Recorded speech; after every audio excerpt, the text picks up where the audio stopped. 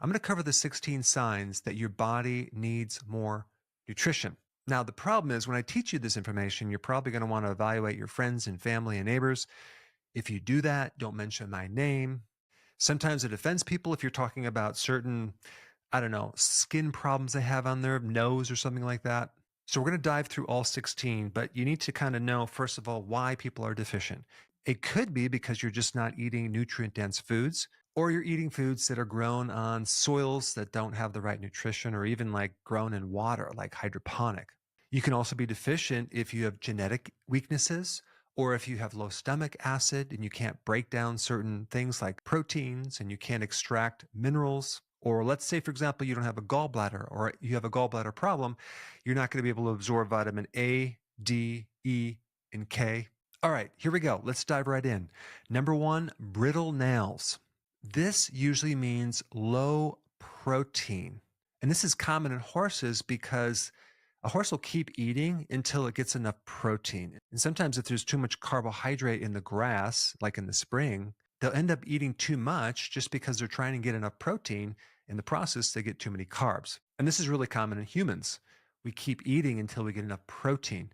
And so if you're eating a bag of chips, for example, has no protein, it's very easy to down many bags of chips because we constantly are trying to fulfill this protein requirement. All right, number 2, blue sclera.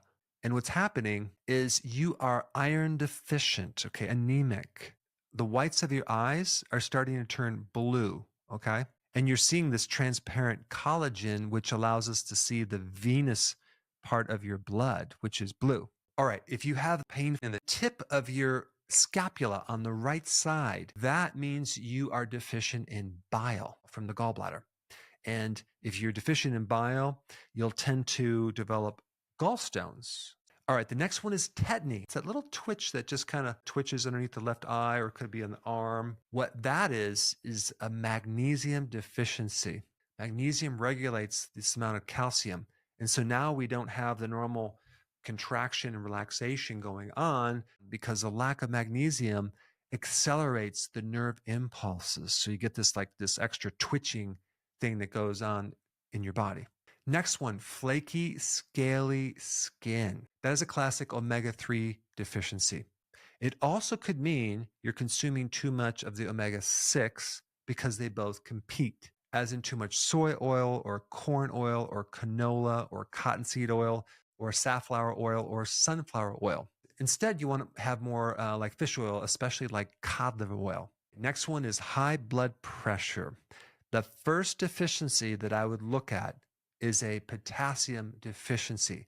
Potassium supports the tone of the arteries. It helps keep the arteries softened, and it also helps reduce adrenaline and reduce the sympathetic nervous system, that flight or fight mechanism that keeps your blood pressure high.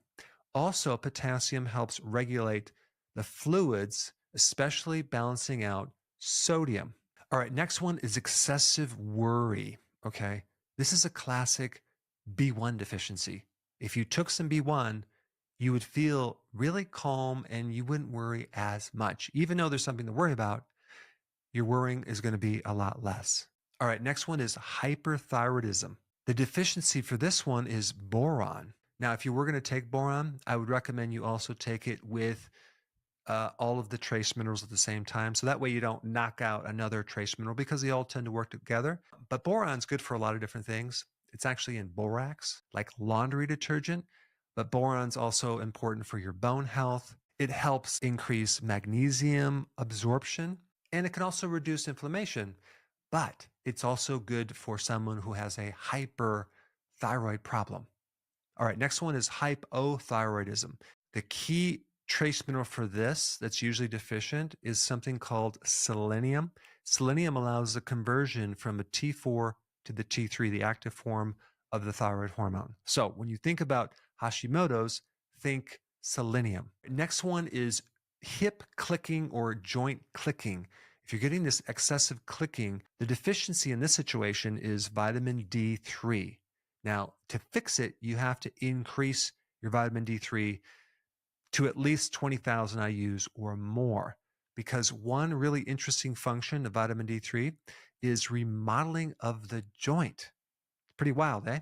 All right, next one is low testosterone. This is a classic zinc deficiency. Zinc will increase testosterone. The way you become deficient with zinc is eating too many grains, okay, because of the phytic acid, or too much refined sugar. One of the best foods for zinc is red meat or shellfish or seafood. All right, next one is your hair is just taking way too long to grow. What's deficient in this situation usually is manganese, okay, the trace mineral called manganese. Again, anytime you take a trace mineral, take it in a blend of all of the trace minerals. Next one is premature graying of your hair. This is usually a vitamin B5 deficiency. Now, vitamin B5 is good also for your adrenals. And of course, the more support you have with the adrenals, the less stress. But vitamin B5 also supports this enzyme called catalase, which can then help clear out more of the hydrogen peroxide, which can build up in the body. Next one is red gums. This is a classic vitamin C deficiency. It could also be that you're consuming too much sugar because vitamin C and sugar compete. And one of the foods that has the most vitamin C is raw sauerkraut. Next one is feeling weak. This is a sodium deficiency. You just need to consume more sea salt. And last one is you're bruising easily, okay? This is a vitamin K1 deficiency. Now, if you want to learn more about the different signs of nutritional deficiencies, if you haven't seen this video, it's very interesting. I'll put it up right here. Hey, before you leave, I just wanted to give you a little quick history on some of the books that I wrote. This was one of the first books. It's called Dr. Berg Body Shapes. It was my attempt at writing about body types. What was very interesting about this book is I actually did all the images myself. Don't ask me why. They look actually not quite as professional as some of the images that I have in the new book. But anyway, this is my first attempt right here called Dr. Berg's Body Shape Diets.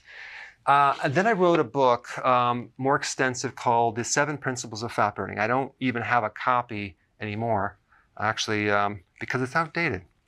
The next book, I put about 1,000 hours into this one right here called The New Body Type Guide. Major updates on the body types. I put a lot of energy into this. It has professional images, graphics, all sorts of things. Now, the problem with this book is it doesn't really describe what this is really about. Body types are only a small portion of what's in this book. And that's why I changed the name to the Healthy Keto Plan, okay? If you happen to have this book, you don't really need this book because there's some only very, very minor updates. But if you don't have this, you need to get this one right here. This book goes into every single detail that you would ever want to know about. It goes into the 7 principles of fat burning. It goes into hormones, the body types, the basic keto plan. It goes into intermittent fasting. I talk about the 10 fat burning triggers and blockers and fat burning strategies with a lot of details in every single chapter. I go into body issues that interfere with losing weight.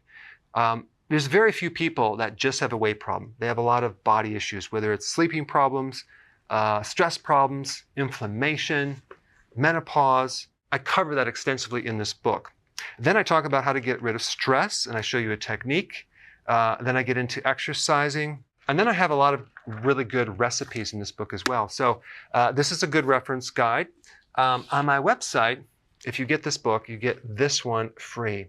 It's called Healthy Keto and Intermittent Fasting. This is the shortcut, quick guide to this book. And the reason I created this book is to have you, within 45 minutes, learn how to do keto, okay, in intermittent fasting, exactly what you need to do.